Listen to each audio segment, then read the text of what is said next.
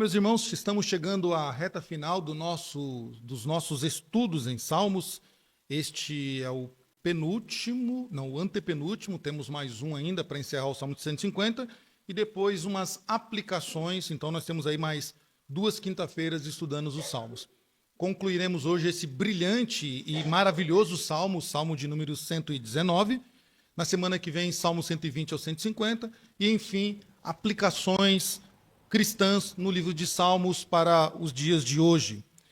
Bom, como nós dissemos, né, o livro de Salmos, aí o Salmo 119, pertence ao livro 3, ao livro 5. Deixa eu virar aqui o telão. Ao livro 5 da divisão, né, nós já decoramos isso aí, que os Salmos ele tem, então, 5 divisões, são 5 livros que foram compilados na nossa versão em apenas um livro, mas ele é dividido em 5 livros. Então, isso aí nunca mais você vai esquecer na vida aí, tá? O Salmo 119, ele é o mais longo, sem dúvida. Você já sabe disso, porque quando você abre o Salmo 119, parece que é uma nova Bíblia, tão grande que é o Salmo. Esse Salmo é o mais longo dos Salmos e também o capítulo mais longo da Bíblia, né? O capítulo mais longo. O mais curto, vocês sabem qual que é, né? Como não é pregação, vocês podem responder, viu? O mais curto da Bíblia? Não. O capítulo mais curto. Esse é o versículo. Se esse é o capítulo mais longo, não. Alguém falou, né? Judas aqui, né? Mas não é Judas, é quase Judas. O capítulo mais curto, aquele que tem poucos versículos. Judas tem quantos versículos? E os vizinhos? E os vizinhos aí? Os vizinhos de Judas. 3 João. 3 João é o capítulo mais curto, que só tem um capítulo e também é poucos versículos, né? Então é o mais curto. O versículo menor, então, é Jesus chorou. E aqui nós temos, então, o Salmo 119, que tem o capítulo mais, ou seja, é o capítulo mais longo da Bíblia. Quantos versículos tem esse Salmo? 175? Cravado? Quem? 76. 176 versículos. É versículo para não acabar mais, né? Imagina, isso é um hino, tá? Nós estamos falando de um hino. Imagina você cantar 176 slides. Quase, então estamos chegando lá. 176 versículos, eles cantavam isso, tá? Cantavam. Este salmo também ele tem uma curiosidade que nós vamos ver aí. Ele é um salmo, ele é um poema, uma canção em forma de poema acróstico. Eu sei que eu já dei acróstico, vocês já aprenderam acróstico, também já sabe o que é um acróstico, não é? Sim? Sim, isso aí, sabe o que é um acróstico. Tá? Nós vamos relembrar hoje o que é um acróstico. Ou seja, o acróstico, cada seção do salmo corresponde a uma letra diferente do alfabeto hebraico, né? O Aleph Beit, que é o alfabeto hebraico. O salmo é um hino à beleza e ao poder da palavra. Olha só, este Salmo 119, na sua versão, talvez, na sua Bíblia, aí, na sua versão, deve estar escrito a excelência da lei divina, ou a excelência dos preceitos de Deus, ou aos mandamentos do Senhor, dependendo da versão, mas a maioria, se for a versão Ara, vai estar escrito aí no cabeçalho. O cabeçalho não é inspirado, o título não é inspirado, o cabeçalho sim, o título não, e o título aí diz a excelência da lei divina. Justamente o quê? É uma canção que fala da beleza e o poder da palavra de Deus, onde celebra dentro dessa canção as muitas virtudes da lei, as alegrias de viver uma vida de acordo com ela. É um salmo de devoção e obediência, convidando o leitor a amar e seguir fielmente, ou seja, seguir à risca, como diz o salmista, os mandamentos de Deus. E este salmo ele tem muito a nos ensinar. Nós até discutimos essa semana sobre a postura de muitos crentes, né? É proibido isso, mas aqui a gente abre uma jurisprudência, abre uma brecha na lei, né, para poder dizer que eu posso fazer. A lei do Senhor, ela deve ser seguida à risca, toda, completa. Eu não posso fatiá-la ao meu gosto. Eu não posso ser aqui um juiz ou um advogado injusto que pega a lei e tenta achar brechas nela para poder fazer cumprir os seus desejos carnais, para satisfazer a sua vontade carnal. Nós temos que obedecê-la à risca, e o Salmo 119 nos ensina isso. É seguir fielmente a lei do Senhor. É obedecê-la. É olhar para os preceitos, mandamentos, estatutos do Senhor e cumpri-los à risca. Bom, o Salmo 119, ele também é um profundo devocional que celebra também, celebra e exalta as virtudes da palavra de Deus. Quando nós olhamos, estudamos as Escrituras, nós não podemos ler, eu já falei isso algumas vezes, e eu acho que falarei nos próximos sei lá quantos anos eu estiver aqui, que nós não podemos ler a Bíblia como se lê um gibi, ou como se lê um livro de Shakespeare, ou então uma bela poesia de Camões, ou então algum livro da Agatha Christie ou da Cecília Meirelles, seja lá o seu gosto, talvez seu gosto seja Stephen King, mais aterrorizante, ou algum outro escritor. Não pode ser lido dessa maneira, somente, tá? Claro, quando você lê um desses livros ou outros livros mais, você lê e você então visualiza o que o autor do livro desejou que você visualizasse. Você já percebeu que você lê qualquer livro secular, a tua mente trabalha junto com os teus olhos? Você lê, por exemplo, Helena, de Machado de Assis. É um livro brilhante, eu recomendo.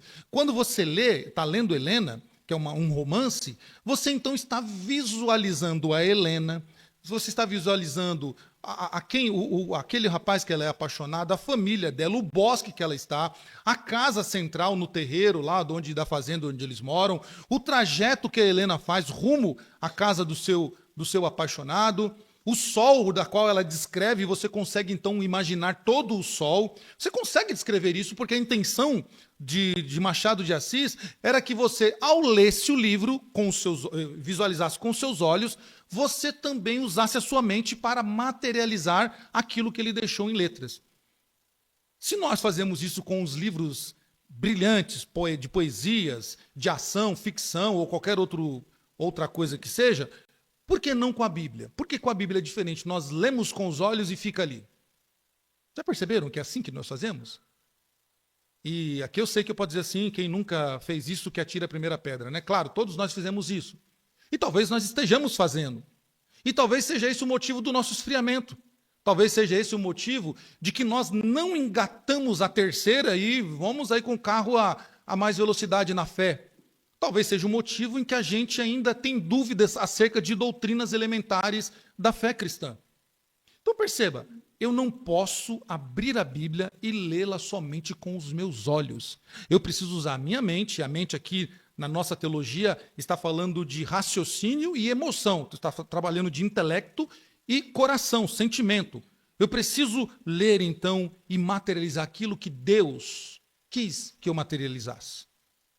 Note como a leitura será diferente quando a gente fizer isso. O salmista deseja isso, porque ele fala das virtudes da palavra de Deus.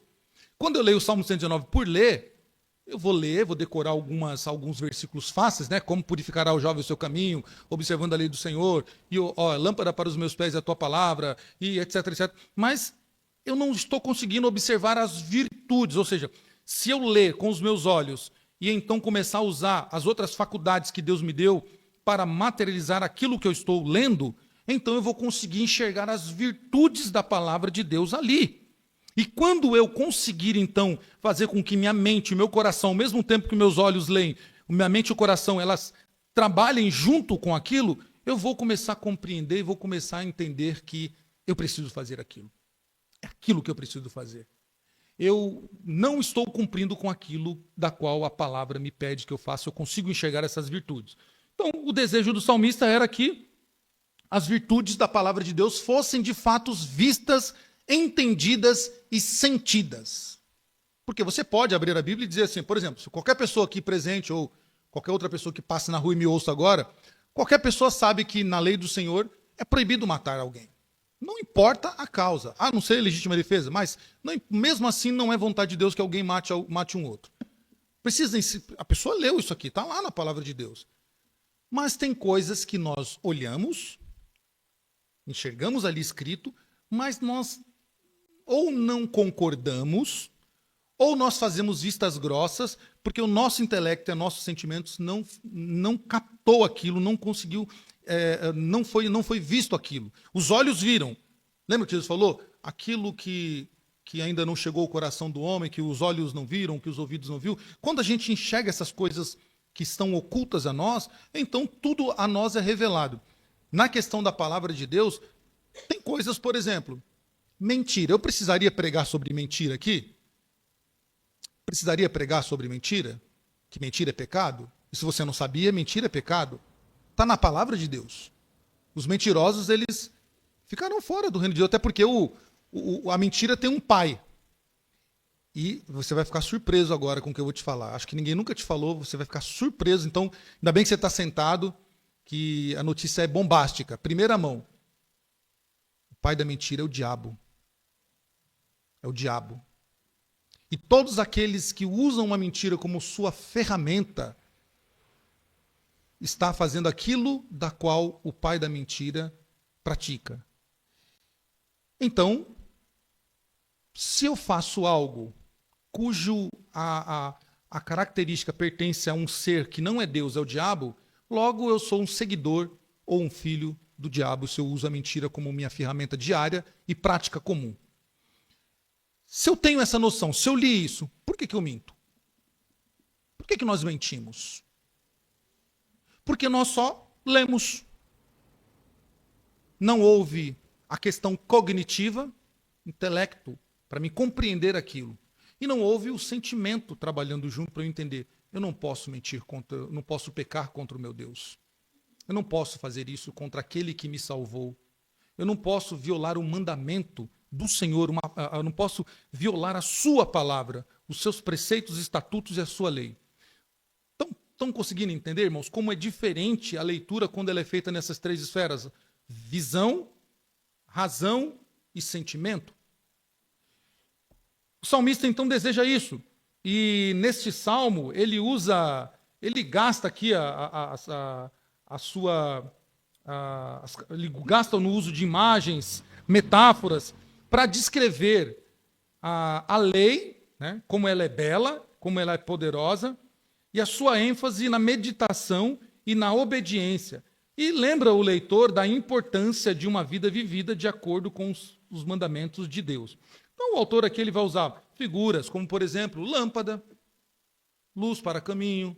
Ele vai usar algumas imagens, algumas figuras, metáforas, para descrever como a lei é bela.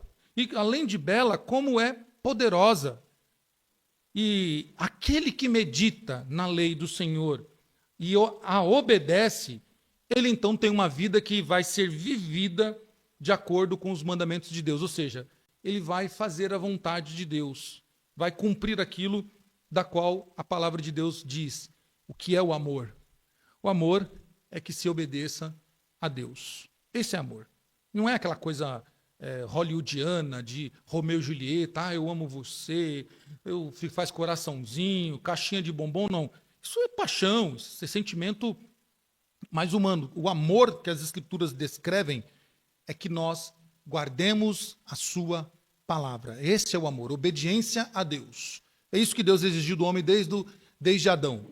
Então, o Salmo 119, ele se sobressai em toda a coleção de salmos por algumas razões notáveis, que são fáceis de você enxergar. Por que esse salmo se destaca? Não só pelo tamanho. Claro, pelo tamanho é visível, né? Mas existem pelo menos dois itens que nós podemos visualizar no Salmo 119, em que dá esse destaque a ele como um salmo a ser notado. Primeiro, é um poema acróstico baseado em todas as letras do alfabeto hebraico, tá? Do Aleph até o Shin, né? Até a última letra do alfabeto lá. Tá? E assim é dividido em 22 estrofes. Então, o alfabeto hebraico ele tem 22 estrofes, do Aleph até o Tal, né? Eu falei Shin até o Tal.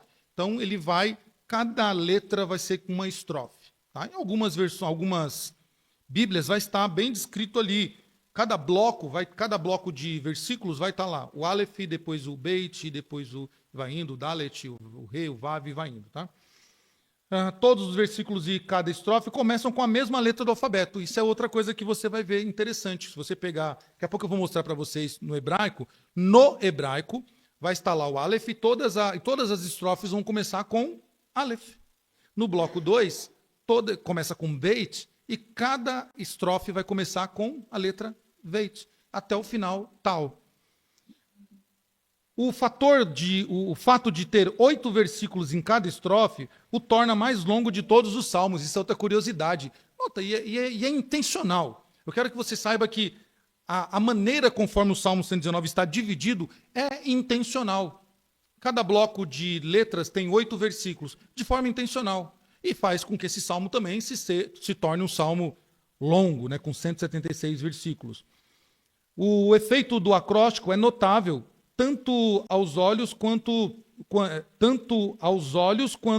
lemos, quanto aos ouvidos quando ouvimos. Isso é muito interessante, por isso que eu, de novo, ressalto. Não quero aqui ser repetitivo, não quero ser aqui me prolongar naquilo que eu falo, mas leia, se você ler as escrituras como ela deve ser lida, você vai perceber que os seus olhos vão estar em sincronia com os seus ouvidos.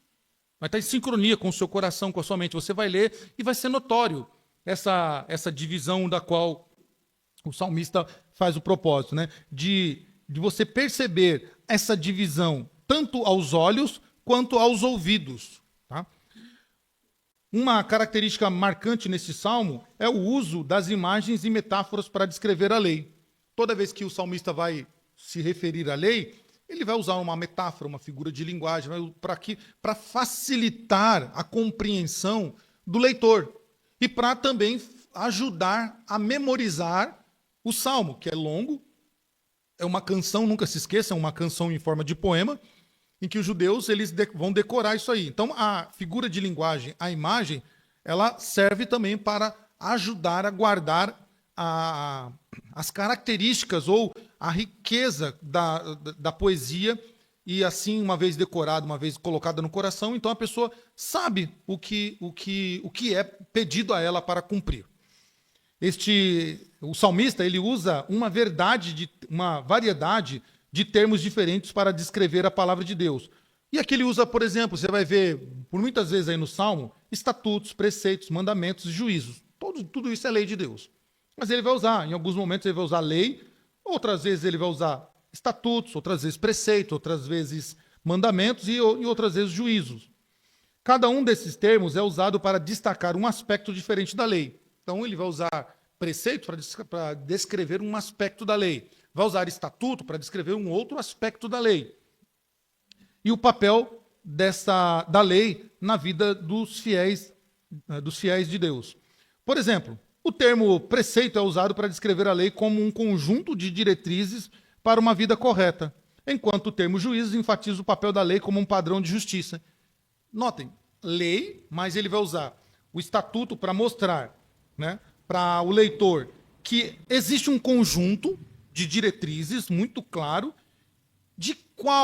para qual eu devo seguir para ter uma vida correta.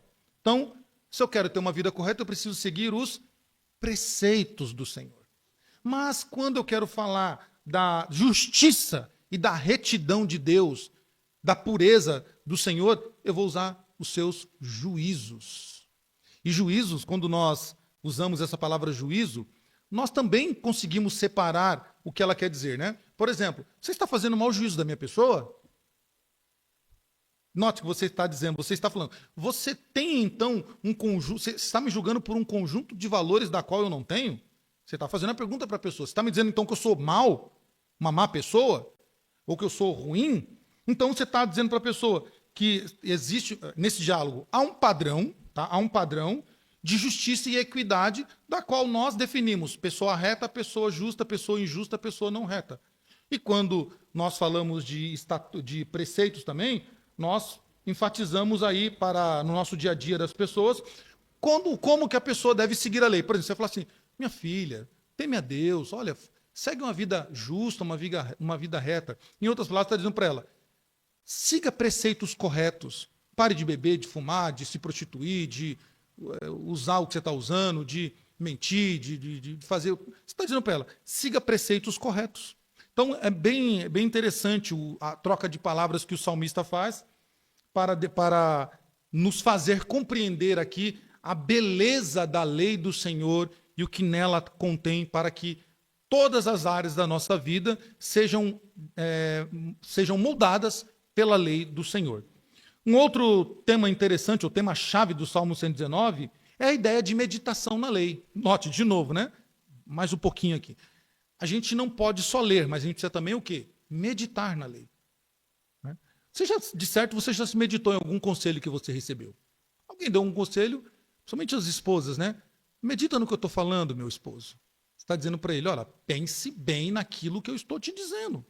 Reflita naquilo que eu estou dizendo. Não é só para ele escutar ou para o filho, né? A mãe fala isso. Vai meditar um pouquinho lá.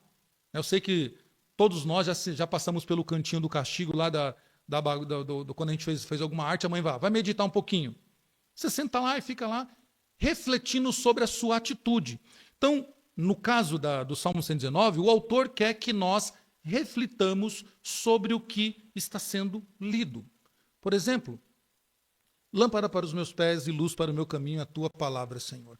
Se eu ler isso somente ali, vai ser legal para colocar lá no Instagram, vai colocar lá na fotinho do status do WhatsApp, ou então no vidro de trás do carro, ou na porta de casa, na soleira. Mas se eu meditar nesse versículo, eu vou conseguir enxergar coisas mais profundas do que propriamente uma frase de efeito, um versículo de efeito. Eu acho muito engraçado algumas pessoas, né, nessas redes sociais, a pessoa tira uma foto mundana, uma foto toda escrachada, sem nenhum pingo de respeito por ela mesma, né, não pelos outros, por ela mesma, e aí coloca um versículo bíblico embaixo. Aí só ela assim fala, não entendeu nada. E às vezes é interessante que ela coloca um versículo que vai condená-la naquilo próprio que ela está fazendo. O cara está lá, uns tempos atrás eu vi até uma pessoa que eu conheço, né, com um narguile, usando um narguile e um versículo bíblico embaixo. Eu falei, meu Deus do céu. Então, não entendeu, não conseguiu refletir sobre aquilo que a palavra de Deus diz a ele. Então, o Salmo 119 é para ser meditado. Então, o que quer dizer isso? Lâmpada para os meus pés é a tua palavra e luz para o meu caminho. Quando você medita, você faz o quê? Você fatia o versículo, você divide ele em blocos e fala, deixa eu ver o que Deus quer falar comigo nisso aqui. Fala, seu Paulo.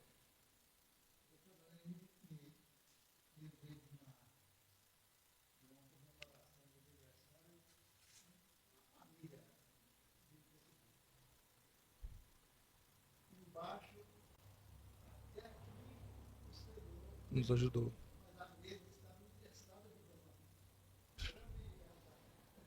Então, aí o Senhor ajudou? Incoerência, né?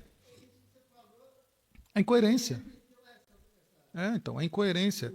É como. Isso na vida, a gente não pode ser incoerente com aquilo que a gente descreve ali, né? Mas quanto à palavra de Deus, a gente não pode colocar, até que nos ajudou o Senhor, um monte de bebida lá que vai levar a família à ruína. Depois vai ter briga, vai ter confusão, tem um monte de coisa lá. E aí fala, será que o Senhor que ajudou mesmo de fato? O Senhor ajudou a colocar lenha na fogueira, com confusão na casa? Acho que não, né? Então, quando nós meditamos, então você vai meditar, dizer assim, bom, até que o Senhor me ajudou. Como? Você vai perguntar, olha só que interessante, você vai meditar nesse versículo, né? Segundo Samuel 7, 12. Vai lá, Ebenezer, até que nos ajudou o Senhor. Ajudou como? Aí a sua mente vai ser instigada a procurar naquele texto que você está lendo a resposta da qual ela fez a pergunta. Como o Senhor nos ajudou? Aí você vai lá no texto, eu quero saber como foi que o Senhor ajudou aqui. O que o profeta está dizendo aqui? Por que o Senhor ajudou o profeta até aqui? O que ele quer dizer com isso? Você vai pesquisar a questão da Arca da Aliança, o desejo de Davi em construir uma casa para Deus, o desejo de Davi em trazer a Arca do Senhor para o meio de Jerusalém, para que a cidade fosse uma cidade santa, que adorasse a Deus e para que todos os povos temessem, então, a presença de Deus. Note, você vai, então, buscando resposta. O salmista, no Salmo 119, ele deseja isso.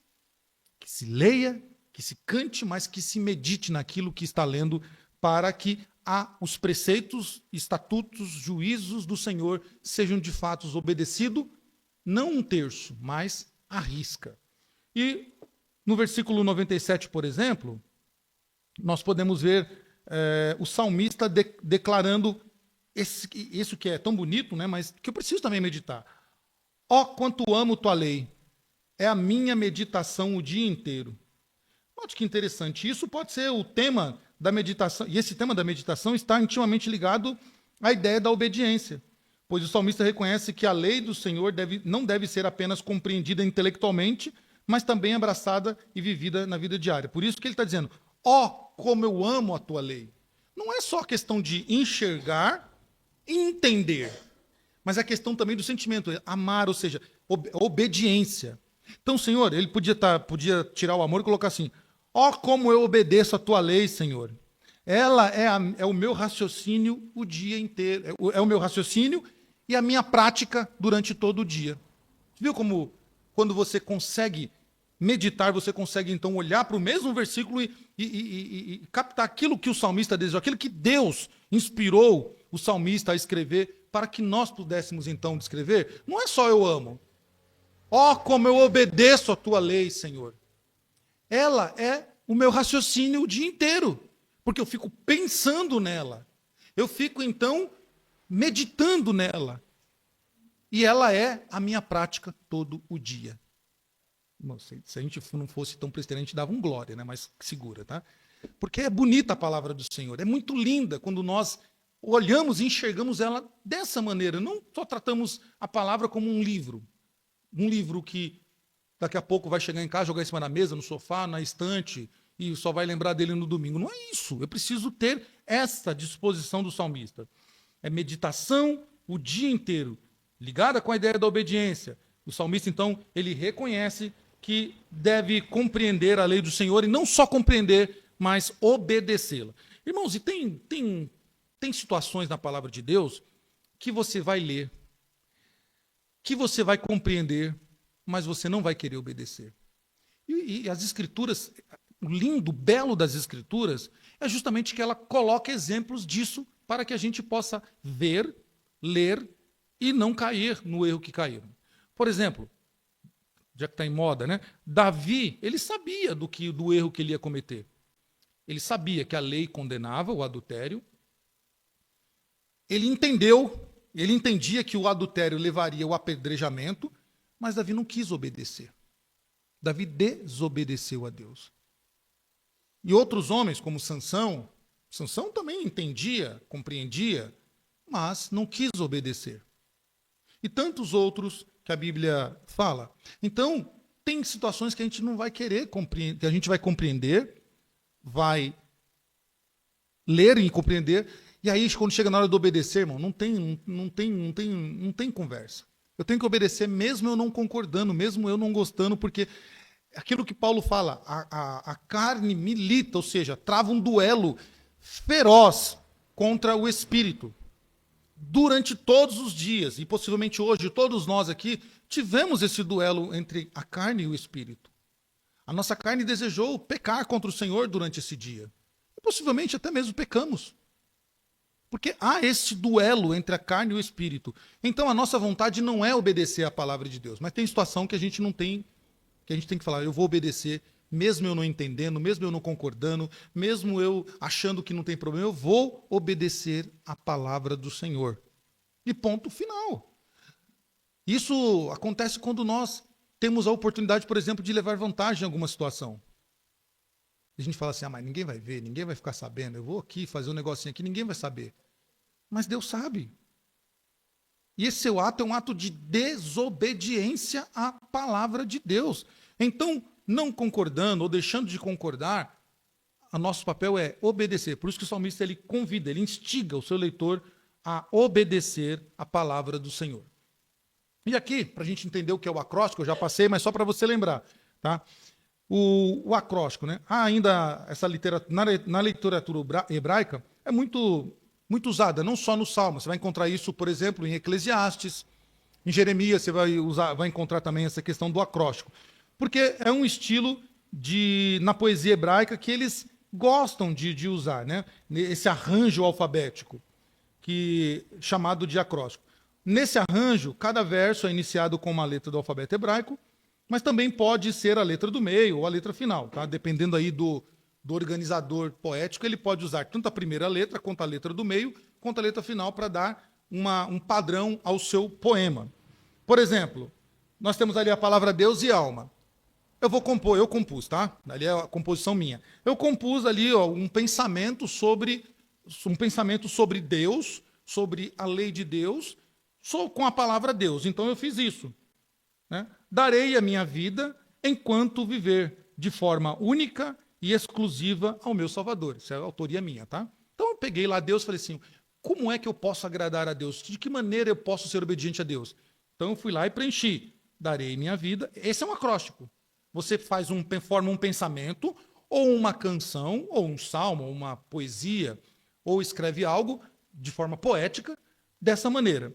Com alma, eu pensei e fiz isso, né? Ainda que o mal me sobrevenha, eu levarei ao meu Senhor as minhas petições, e assim encontrarei paz em minha alma cansada. Isso é um acróstico. Eu peguei as duas palavras e descrevi um pensamento meu acerca do que eu estava sentindo sobre Deus, do que eu penso e sinto sobre Deus e alma. Então, esse é um acróstico. No hebraico é isso, exatamente isso que vocês estão vendo ali. Este é o Salmo 119. O primeiro bloco, do versículo 1 ao versículo 8, é o Aleph. Algumas Bíblias está lá escrito, talvez a sua não esteja, mas você vai se deparar em algum momento com alguma Bíblia que ela está ali. Antes do versículo 1 está Aleph. Aí vai 8 versículos, Veit. Está dessa maneira. Vocês estão percebendo que cada linha começa com a mesma letra do cabeçalho? O cabeçalho lá em cima está Aleph. Ao contrário, né? Aqui. De trás, da minha esquerda para a direita se lê o hebraico, tá? Então você lê da porta daqui para cá. Então lá você vai ver lá o Salmo 119. Tá vendo que o versículo 1, 2, 3, 4, 5, 7 até 8, ele começa com a mesma letra? Aleph. Por isso é um salmo acróstico, ele começa sempre com a mesma letra. Olha o salmo, do mesmo salmo do 9 ao 16. Ele vai começar com a letra Beit, né? Beit. Tá? Note, todas começam com a mesma letra. Assim vai ser todos os blocos até o último versículo. Isso é uma forma dos judeus decorarem, por quê? O salmo é grande, a canção é grande. Então eles falavam, eu vou decorar o Aleph. Quando eles falavam, vou decorar o Aleph, eles estavam se referindo aos primeiros 8 versículos, ou estrofes da canção. O Beit, o segundo bloco, o Dalet, o Re, o Vav, o Zain, o Het, o Tet, o Yod, e vai indo até o final. Tá? Isso facilita para nós, a gente fala assim, mas eu vou decorar o hebraico? Não decoro o português, não precisa decorar o hebraico, é o português que você tem que decorar. Então você vai separar por blocos, falar, vou decorar o A. Então, está se referindo à primeira série de versículos. Nós percebemos então que, ainda que este gênero literário não está restrito somente ao livro dos Salmos, como eu disse, né? Você vai ter lá, por exemplo, Isaías capítulo 2, capítulo 38, Jeremias 14, Lamentações 3, Abacuque 3, Oséias. Então, outros livros da Bíblia você vai ter também pequenos acrósticos. O Lamentações 3 já é um pouquinho grande, é um pouquinho maior, menor do que o Salmo 119, mas é mais extenso do que os demais. Mas você vai encontrar nos livros dos profetas maiores e menores, e também no saltério, este estilo literário chamado acróstico, para facilitar o entendimento. Os salmos eles eram cantados, né, lembre-se, nós já falamos isso, de forma individual, e você vê, por exemplo, Davi cantando ou recitando o salmo de forma individual, porque está batido a minha alma, porque te consomes dentro de si, espere em Deus, seu Salvador. Então, Davi está falando de forma individual. Mas há salmos coletivos, por exemplo, como o Salmo 133. Ó, quão bom e quão suave é que os irmãos vivem a união. E aí vai falando que a união ela tem benefícios como óleo que desce sobre a barba de Arão e traz a bênção. Então, salmos cantados com todo Israel. Você tem salmos como o 73, por exemplo, de Asaf, que é Asaf que está recitando aquilo. Então, isso é muito importante para a gente poder entender a belezura. E era mais ou menos assim a coletividade de louvor na comunidade judaica no tempo dos reis. Principalmente quando a arca foi trazida para Israel. Os levitas se reuniam, tá, juntamente com os cantores. Então você tinha os levitas, que eram aqueles que organizavam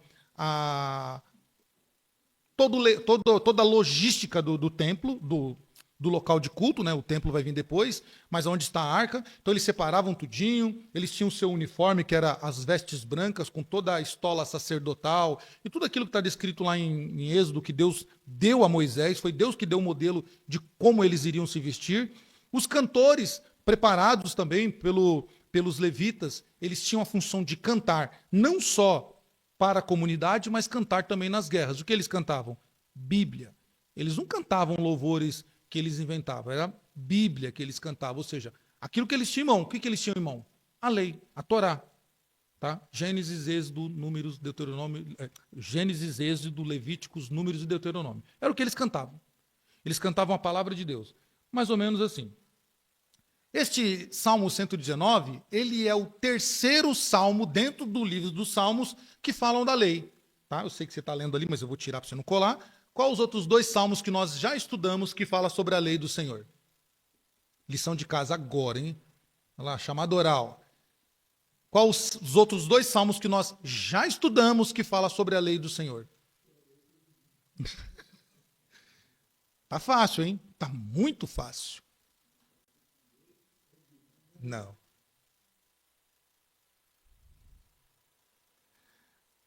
Bem-aventurado o homem que não anda segundo o conselho dos ímpios. Salmo 1. E o outro salmo qual é? Lembra, o Salmo 1 ele fala, antes medita na lei do Senhor de dia e de noite. Tá? O seu prazer é meditar. E qual outro? Não, bem, como diz o pessoal lá, que é longe, né? Tá frio. Não, tá perto, mas né, do 23 tá perto, tá? Mas chegou mais perto, hein? Longe. Salmo 19, lembra, tá? Salmo 19, lembra o Salmo 19, como ele fala da lei do Senhor? Então, esses dois salmos, junto com o Salmo 119, compõem os três salmos que são chamados Salmos da Torá. A Torá é a lei, tá? É o que refere à lei, onde tem os 5 livros ali. E o primeiro salmo da Torá, Salmo 1, descreveu os dois grandes agrupamentos de pessoas. Quais são as pessoas que ele fala ali? Tá fácil, hein? Essa tá facinho. Os justos e os ímpios. Isso aí, Caio. São pessoas que respondem amando e obedecendo aos ensinamentos do Senhor ou rejeitando sua lei e se opondo a todos aqueles que observam seus decretos. O Salmo 19, o segundo salmo da Torá, apresenta a glória de Deus, como aparece primeiro na revelação. Os primeiros versículos vão falar da glória de Deus na criação, na revelação geral, ou seja, aquilo que Deus revelou a todos os homens. Então, como é que Deus comunica a sua lei para o seu vizinho que não gosta de crente, que não quer saber nada de Bíblia, detesta tudo?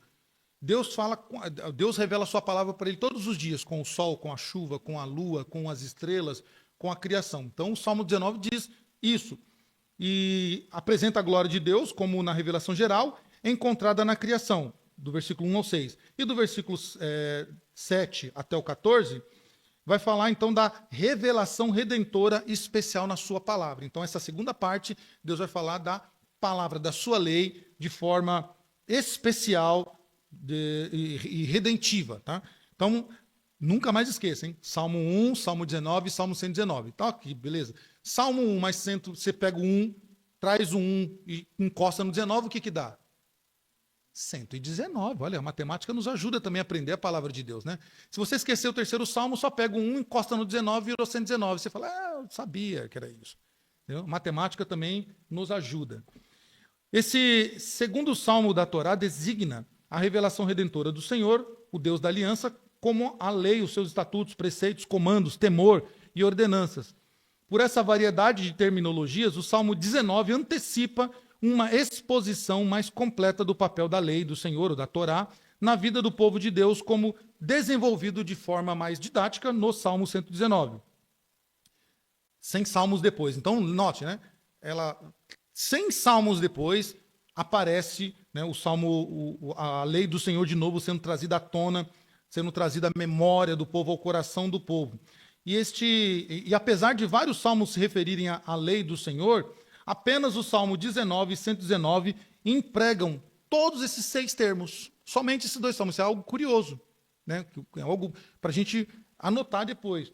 Somente esses 2 salmos falam da lei nesses aspectos, como estatutos, preceitos, comandos, temor e ordenanças. São os únicos 2 salmos. Isso para demonstrar, então, as características ou a beleza da lei atuando em várias áreas da nossa vida. Assim, os 3 salmos da Torá são semelhantes em sua terminologia e em suas posições estratégicas no saltério. No entanto, a irresistível exclusividade do Salmo 119 não pode ser negligenciada. Ele contém, então, 176 versículos, dividido em 22 estrofes de 8, cada um em acróstico alfabético. Essa obra-prima de perfeição poética não pode ser comparada em magnitude com nada mais no livro de Salmos. Quando nós olhamos para o saltério, os Salmos, o Salmo 119, ele é destacado pela sua forma de escrita, pelo seu tamanho, pelo seu conteúdo, pela beleza de como ele aborda a lei do Senhor. Por tudo isso, ele é destacado. Eu sei que a gente gosta de outros salmos, por exemplo, 23, 91, 46, 37, Salmo 1, mas o Salmo 119, ele aborda de uma maneira gloriosa a lei do Senhor e como nós podemos, então, refletir, meditar sobre a aplicação da lei no nosso dia a dia. Com apenas 3 estrofes, com apenas 3 exceções, todos e cada um dos 176 versos saudam as incomparáveis glórias da Torá do Senhor, ou da lei do Senhor, sua lei, seus estatutos, mandamentos, ordenanças e testemunhos da sua palavra. Tá? Bom, quando ele foi composto? Qual o exato momento que esse salmo foi composto? O tempo de escrita ou composição do salmo, a julgar pela sua configuração no livro 5 do Saltério, ele nos aponta ou nos leva a compreender que ele foi escrito na época do exílio. Lembra? O povo de Israel, depois de Roboão, as tribos se dividem.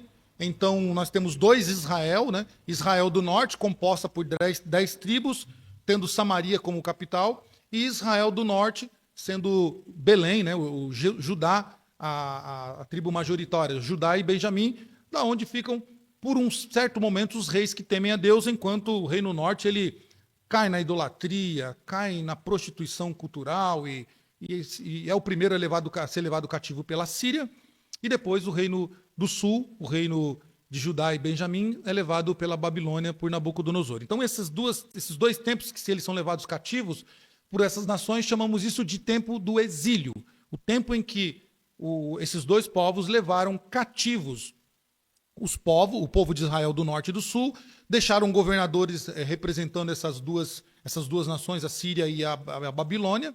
Né? Então, lembra, o livro 3, ele fala que a coroa de Davi ficou empoeirada no chão, ou seja, não há mais rei em Israel. E então o povo clama, tornaremos a ver de novo Israel e o nosso rei. Esse era o desejo. E nesse tempo do exílio, então, julga-se que foi escrito o livro dos Salmos, o Salmo 119, desculpa. Era um momento em que não tinha nenhum templo, não tinha sacrifício, não tinha sacerdócio, ou seja, a função sacerdotal não funcionava. Então, o que as pessoas piedosas e deslocadas deviam fazer? Como elas iam fazer? Não tem templo porque elas estão cativas. Não tem local de adoração. Não tem o ministério dos sacerdotes. Não tem sacrifício para fazer. O que ia fazer? Né? Ficar igual a hiena? Ó dia, ó vida, ó céu, ó azar, que na Babilônia. Não. Tinha que fazer alguma coisa.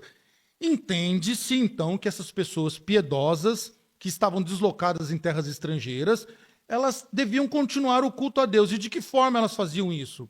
Faziam isso por meio de alguma maneira, elas faziam por meio de algo. Não dá para se julgar que essas pessoas estavam cativas, como Daniel, como os 3 meninos da fornalha, Sadraque, Mesaque e Abednego, ou Ananias, Misael e Azarias, ou tantos outros, Miqueias, Sofonias e tantos outros que estavam no exílio.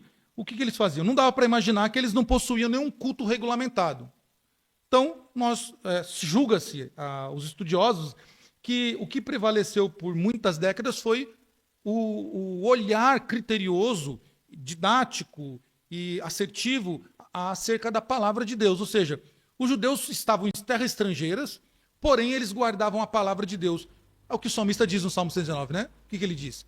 escondi a tua palavra no meu coração para eu não pecar contra ti. Faz muito sentido isso, porque eles estão em terras idólatras, terras estrangeiras, onde eles não podem ir ao templo, não podem sacrificar, não podem ter os levitas para cantar ou preparar o culto, então eles têm que fazer o quê? Guardar a palavra no coração, esconder a palavra no coração, para não pecar contra o Senhor, caindo na idolatria, caindo nos costumes pagãos. Isso faz muito sentido quando nós vamos para o Novo Testamento, já no período cristão, quando nós lidamos com uma situação que dá para comparar,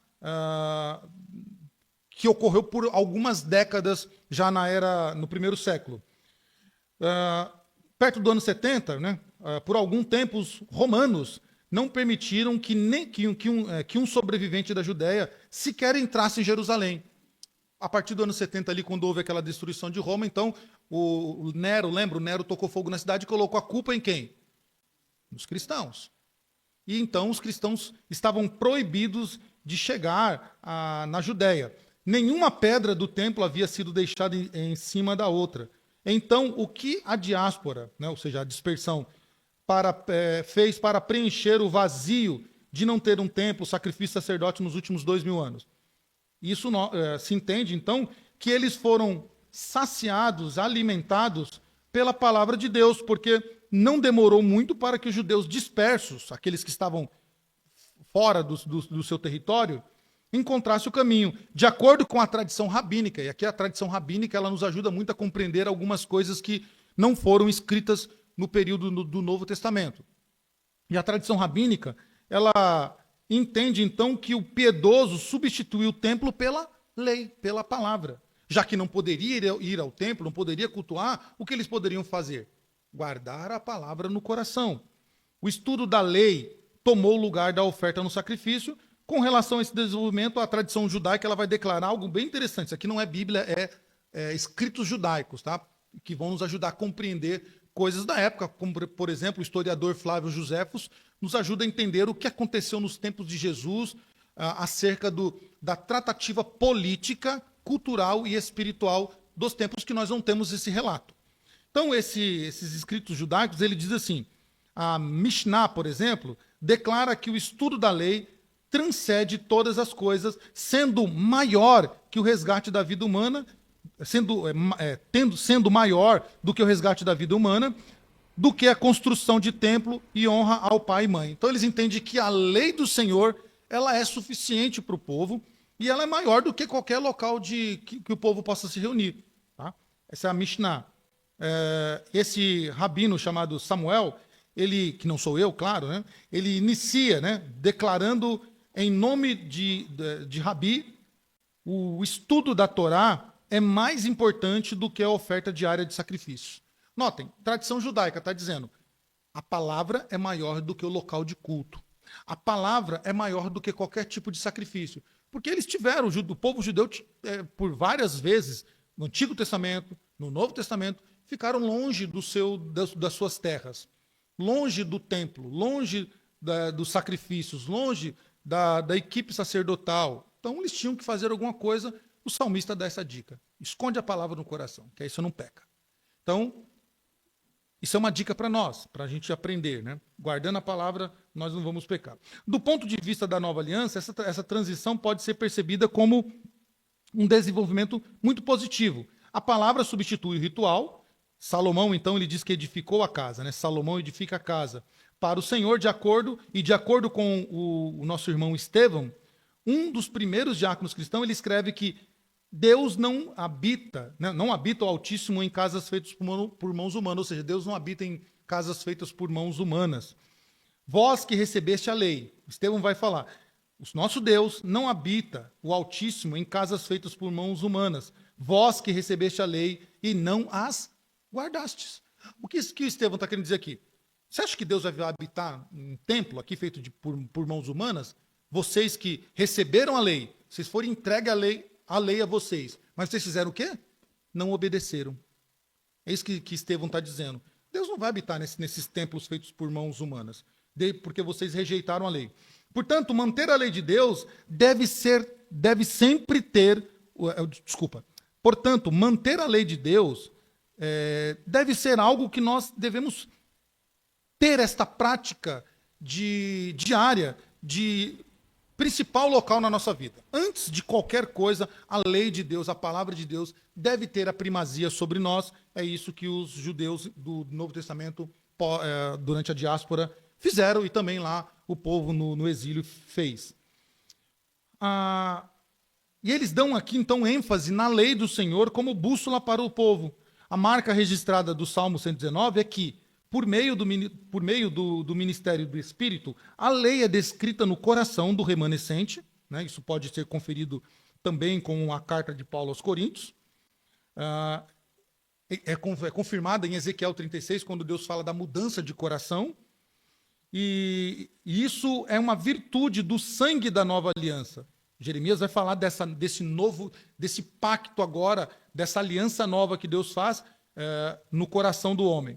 A lei é mencionada em quase todos os versículos deste salmo, usando outros nomes além de lei, como nós já descrevemos aqui, aspectos. Esses sinônimos são usados para o termo lei. Os judeus falam de 8 sinônimos, a quais nós já falamos, que mostra a riqueza da lei e da palavra de Deus num todo. Isso permite que o salmista discorra sobre a versatilidade da palavra de Deus e nos ajuda a apreciar mais a natureza multicolorida da palavra de Deus. Então, esses sinônimos que são usados no Salmo 119 para descrever a lei, é para nos mostrar realmente essa versatilidade.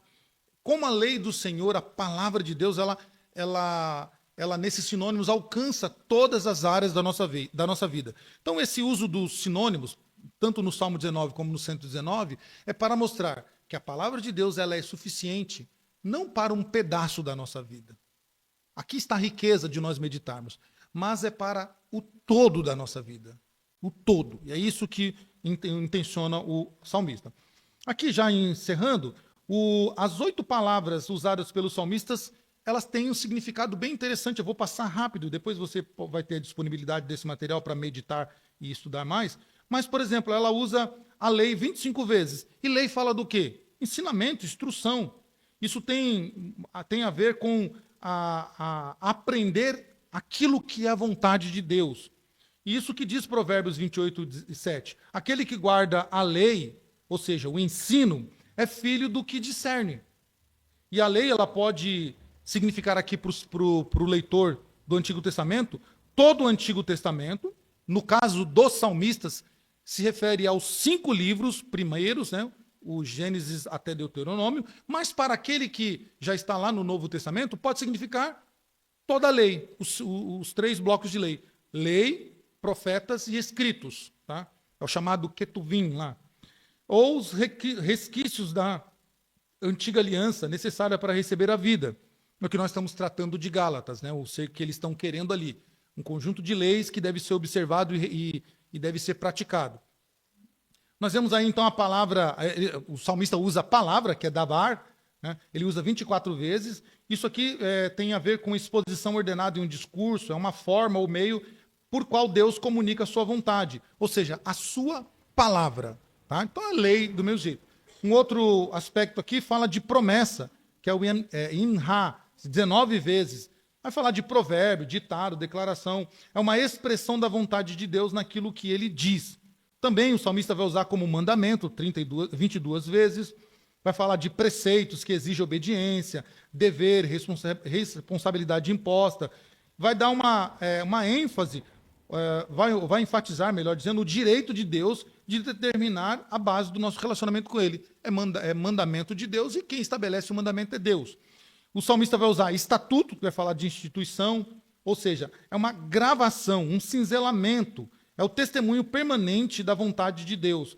Ou seja, quando nós colocamos estatuto, é aquilo que está declarado. E pronto. Né? Essa é a intencional do salmista. Vai falar de preceitos, nós já falamos, o preceito são regulamentos meticulosos que fazem com que nós examinamos as nossas vidas e a definamos conforme os preceitos, estatutos e palavra do Senhor. E ele vai usar julgamento, também 22 vezes. Julgamento vai apontar para uma questão mais jurídica, que a Bíblia ela trata muito disso, nessa questão da relação o homem com o seu Criador. e vai falar de tribunal, de administração de justiça, vai falar da vontade de Deus como o juiz que julga as questões legais. Vai falar do testemunho, pelo menos 23 vezes, vai falar dessa relação, né, ou atesta a relação de Deus e a responsabilidade a ela ligada. A palavra é derivada de repetir, testemunhar, ou dizer algo enfaticamente. Por exemplo, você vai querer falar uma coisa, você fala, olha, eu não falei aquilo. Não, eu falei sim, eu tenho testemunha de que eu falei. Está dizendo, eu tenho alguém que vai repetir o que eu estou dizendo para você. Já que você não acredita em mim, então eu vou trazer um repetidor. Quando você vai falar testemunha, é isso. Mas repetidor é feio, né? Não tem nem cabimento. Você fala uma testemunha. Então, uma testemunha é alguém que repete o que você falou. Só isso. Tá? Concluindo, então, nosso estudo desta noite, meus irmãos. Este salmo, mais longo de todos os salmos do Saltério e de todos os capítulos da Bíblia, é uma canção de louvor sobre a palavra de Deus. É uma porção da palavra de Deus que usa todas as letras da linguagem humana para nos apresentar um tópico. E qual é o tópico? A beleza da palavra de Deus. E nos determina pelo valor do tópico daquela porção. Aqui se trata da palavra de Deus que tem um valor imensurável, inigualável. Né? Ao utilizar todas as letras do alfabeto, ele nos apresenta a forma completa, ou seja, a palavra de Deus é suficiente para toda a nossa vida. Esse salmo, ele é sobre a palavra de Deus, como o único meio de conhecer melhor o Senhor. Então, aquele ditado que a pessoa diz, não, como se conhece a Deus? Eu posso conhecer a Deus amando as pessoas. Eu posso conhecer a Deus sendo uma boa pessoa, fazendo caridades, entregando blusa no frio, dando uma sopa quente, um prato de comida. Não é isso que a palavra diz. A palavra diz que se conhece Deus através da sua palavra. Eu gostei muito eu estou acompanhando esse entrave entre o André Valadão, o pastor André Valadão e a mídia, né, quanto ao seu sermão lá, série de sermão sobre o orgulho. E é interessante como o ímpio, a pessoa que não teme a Deus, ou o descrente, como quiser, ímpio ou descrente, como eles querem pautar o conhecimento de Deus a nós. As pessoas vêm dizer assim, não, você que é cristão, você que tem a Bíblia, como a Xuxa faz, né? Você não conhece a Deus. Eu vou te mostrar, um pecador, adúltero, mentiroso, né? Desonesto, ladrão, eu vou ensinar vocês como conhecer a Deus. Aí você para assim e fala assim, como diria Silvio Brito, né? Tá todo mundo louco, seu Paulo. Né? Não é possível um negócio esse. Que isso? Pare o mundo, né? Que eu quero descer, como diria Raul Seixas, né? Pare o mundo que eu quero descer. Que história é essa? Um descrente, violador da palavra de Deus, alguém que não respeita os preceitos e os estatutos de Deus, quer me ensinar como conhecer a Deus? Espera lá. Como assim? Né? Não, eu conheço a Deus pela sua palavra. A sua palavra, no Salmo 19, diz isso. Se conhece a Deus ao observar a sua palavra. Não é alguém que do amor, no que vai me ensinar, eu vou te ensinar Deus. Deus é amor, você precisa amar. Você quer conhecer a Deus? Ame o próximo. Você quer conhecer a Deus? Faça o bem. Isso é uma teologia franciscana que já ultrapassada. Se conhece a Deus pela sua palavra. O salmista, então, ele valoriza isso, valoriza a palavra de Deus, porque a palavra de Deus vem de quem? Do próprio Deus. Tá? O Salmo 119, então, ele vai apresentar o Deus da aliança, o Deus que se aliançou com o seu povo, fala sobre os seus preceitos, suas ordenanças, seus estatutos e assim por diante. O salmista não está glorificando o livro, a canção, ele está glorificando aquele cuja canção está falando, que é o Senhor. Está glorificando a Deus, que se revela, se revelou e continua se revelando ao seu povo. O enriquecimento do conhecimento mais amplo da palavra, das palavras empregadas nesse salmo, é uma forma de concretizar as ideias que cercam estes termos, o que enriquece a compreensão dos sentidos ao lermos esse livro, este salmo, mas que também embelezam e capacitam o expositor e o leitor dos salmos no desafio de parametrizar, ou seja, comparar sua própria vida pelo caráter e comunicação de Deus. O livro, ele então nos convoca ou nos convida a dizer assim, compara a sua vida, como você tem vivido e compara com a lei de Deus, para ver se realmente há uma sincronia, há um encaixe. É isso que o Salmo 119 nos convida. Este salmo, ele é um hino de exaltação à palavra de Deus. Ele nos encoraja a valorizar e obedecer os mandamentos divinos, reconhecendo a importância da nossa jornada espiritual. Então, diante disso, o que nós temos que fazer? Meditar na palavra de Deus e permitir que ela nos guie, ou guie os nossos passos, que ela nos traga sabedoria, consolo e esperança em todas as circunstâncias da nossa vida. Que Deus nos ajude, meus irmãos, a não só ouvir. Tiago, ele chega a aconselhar, né? Tiago, né? Chega a aconselhar dizendo assim que nós não podemos ser apenas ouvintes. Só ouvir e sair daqui e esquecer do que foi dito. Mas que nós saiamos daqui, voltemos à nossa casa, refletindo. E chegamos lá, pegamos, não vamos jogar a nossa Bíblia na mesa, no sofá ou na estante e deixar lá até o próximo culto, que é domingo. Né? Vamos meditar no que foi dito aqui. Peraí, deixa eu ver. Ele falou algumas coisas lá que eu preciso refletir sobre a minha vida. O Salmo 119, ele me trouxe um despertamento do que eu tenho que aprender, do que eu preciso aprender. É isso que a palavra de Deus deve causar em nós. Reflexão acerca de como vivemos e como a palavra quer que nós vivamos. Há compatibilidade? Se não há, hoje é um belo dia para que nós, na nossa casa, voltemos a esse livro e falamos, Senhor, não há compatibilidade entre a minha vida e a sua palavra, mas eu estou e quero ser moldado por ela e quero andar de acordo com ela. Encerrando com a frase do apóstolo Paulo, já não vivo eu, mas Cristo vive em mim. E a vida que agora vivo, não a vivo por mim, mas a vivo pelo Filho de Deus. E a Bíblia diz que Ele é a palavra de Deus.